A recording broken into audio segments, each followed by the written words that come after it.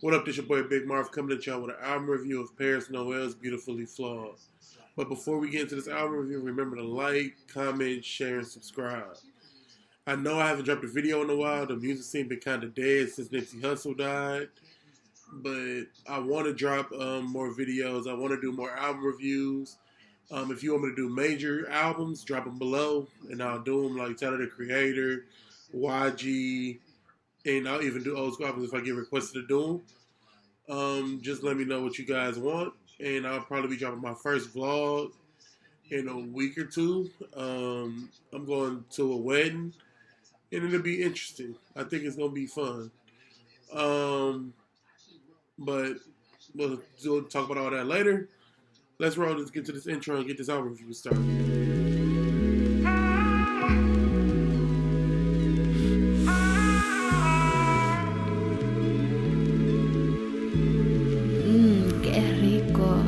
Said, this is an album review of Pariis Noel's Beautifully Flawed.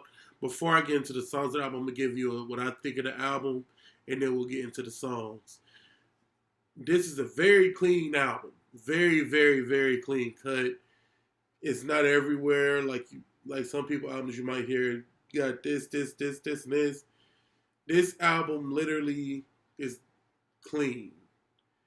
It's got a point, a message. It follows the title of the album, Beautifully Flawed. And he goes through these songs and tell you why he's beautifully flawed and what makes him the man he is today. And he goes through his political views, his social views, his life. You going into the world of Pariis Noel, and I think he did a great job of showing that.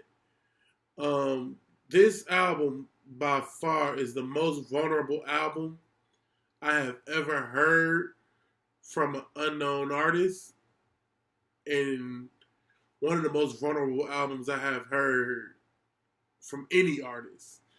If you have any vulnerable albums where the artist just getting into their bag, drop it below. But I feel like this album can compete with that. The vibe is like a Courtney Bell, a Nas, J. Cole feel from them just trying to uplift and give the people a message and telling them how to flip their situation and acknowledge their faults and know they can rise from that and turn it into something beautiful, which is why the album is called Beautifully Flawed. A fun fact, this album is A&R by Rel Carter. If some of you don't know who Rel Carter is Jay-Z's nephew. And yeah, this album was really good. So now let's get into these songs and stay tuned. To me, this album has a couple of standout records. Like, it has more than two. Be the Change is one of my favorite songs. On Edge is one of my favorite songs. Letting Go is one of my favorites. Who Am I? And Addiction. The other songs are good, but those are my first listen standouts. The ones when I went back to the album, I listened to those. And Be the Change was the opener, I guess the opener song or the intro for that matter. When I'm listening to albums and critiquing albums, I am a big person of what you name your album and the first song off your album. If the first song, to me, has to be the tone setter. You have to set the mood and the vibe to let people know what you're going to be on this album. And once you set the mood and the vibe, I think you get people hooked. And that's what this album did. It got me hooked and got me listening to more and more and more and more. And I just loved it. On Edge. By far the most up-tempo song he did, and it was just crazy. The bars, the beat, the way the beat and his words went together. It was just a nice harmonization of how everything blended together. Moments was just like Too Busy Living. Basically saying, acknowledging the past to know it was a better future. Hopefully I'm getting that right when I'm critiquing these songs, and hopefully I can get the interview, like I said, with the Charoto album review to get deeper into the artist and what his mindset was when he was making some of these records. But Moments of Too Busy Living was on the same wavelength to me, talking about how his past made him who he is today. And I just like Moments better more than Too Busy Living, so that's why I picked Moments over Too Busy Living. But they're both great songs. Who Am I? Who Am I? The song comes on with the cause of Trayvon Martin and Mike Brown. These young men were shot down by police.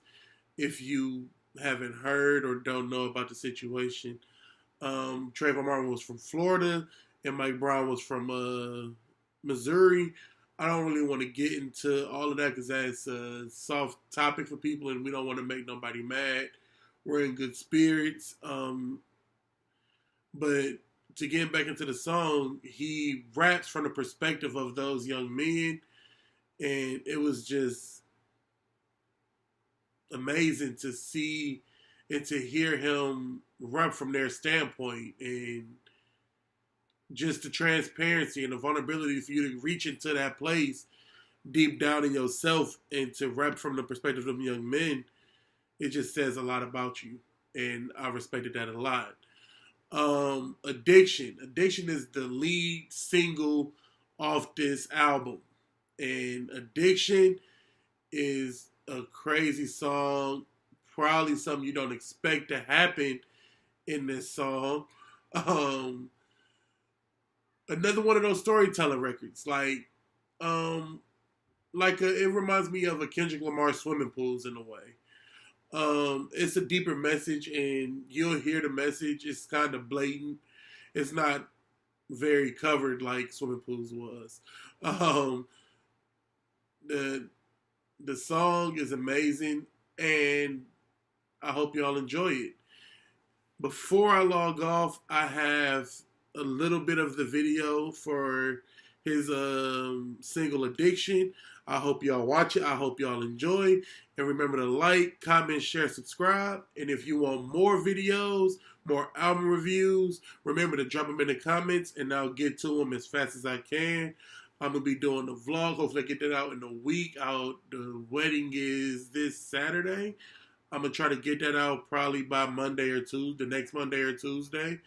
Like I said, if you want more album reviews, hit the comments. Remember to like, comment, share, subscribe, and have a good day. Here's the video. Oh, and by the way, I have a very, very, very dope surprise for y'all at the end of the video. Stay tuned. Peace. Could this end? Money and items, women and nightlife, I'm losing guidance. One of my biggest addictions. I hope they get wiser, losing my mind. I don't wanna die cold. License and registration. Where you headed? What's your destination? Might I ask, have you been drinking? Or you just overly medicated? Sir, I don't really think that's the case. I'm feeling like you underestimate me. Tone it down with the aggressive language. I don't appreciate you questioning me. Step out the car, hands on the pavement. I was clocking you from a 2-mile radius in a 60.